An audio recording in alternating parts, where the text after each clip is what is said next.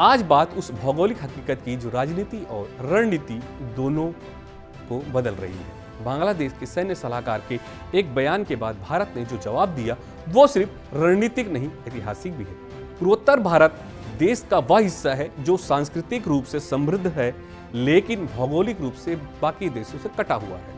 पूर्वोत्तर राज्यों को मुख्य भूमि भारत से जोड़ता है। सिर्फ 22 किलोमीटर चौड़ा सिलीगुड़ी कॉरिडोर चीन और बांग्लादेश की सीमा से घिरे रणनीतिक रूप से संवेदनशील क्षेत्र, इंफ्रास्ट्रक्चर की समस्याएं, सड़क, रेल और बंदरगाहों की कमी, व्यापार और नागरिक आवागमन की कठिनाइयां, ये सब है। भारत के पूर्व प्रधानमंत्री अटल बिहारी वाजपेयी की सरकार ने इस चुनौती को रणनीतिक अवसर में बदलने की पहल की थी। बांग्लादेश की ओर से आए एक बयान ने भारत को कूटनीतिक रूप से सजग कर दिया। वहीं अगर बात करें यूनुस जब वैश्विक कूटनीति के पटल पर अपनी मौजूदगी दिखाना चाहते थे, फ्रांस ने उन्हें झटका दे दिया। फ्रांसीसी राष्ट्रपति मैक्रों ने संयुक्त बैठक से इनकार किया। यूनुस ने यूएन ओसन कॉन्फ्रेंस में भाग लेने की जो योजना थी वो फेल हो गई। ढाका को मिला बड़ा झटका। अंतर्राष्ट्रीय स्तर पर साख पर असर पड़ा।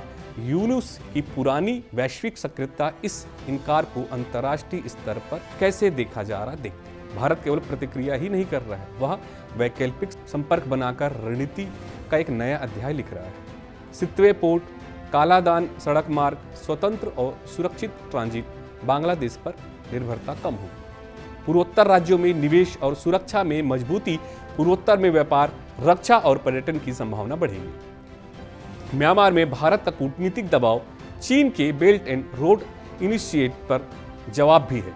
तो सवाल, क्या बांग्लादेश भारत को घेरने की कोशिश में अपने रणनीतिक सहयोग को नुकसान पहुंचा रहा है? भारत बांग्लादेश संबंध पहले ही तनाव में। सीमा विवाद, रोहिंग्या मुद्दा, आईएसआई गतिविधियां अब बंदरगाहों संपर्क को लेकर खिंचा। वहीं यूनुस का बयान, मैक्रों की प्रतिक्रिया और भारत की नई रणनीति, ये सभी घटनाएं बताती है कि कूटनीति अब भूगोल से जुड़ गई है। पूर्वोत्तर भारत को देश के बाकी हिस्सों से जोड़ने का मतलब है एक भारत श्रेष्ठ भारत। सितवे पोर्ट हो या म्यांमार से होते हुए रोड लिंक, ये भारत की आत्मनिर्भर कूटनीति की मिसाल है। बांग्लादेश को यह समझना होगा कि रणनीति का खेल आपसी विश्वास से चलता है, ना कि धमकियां या मनमानी से।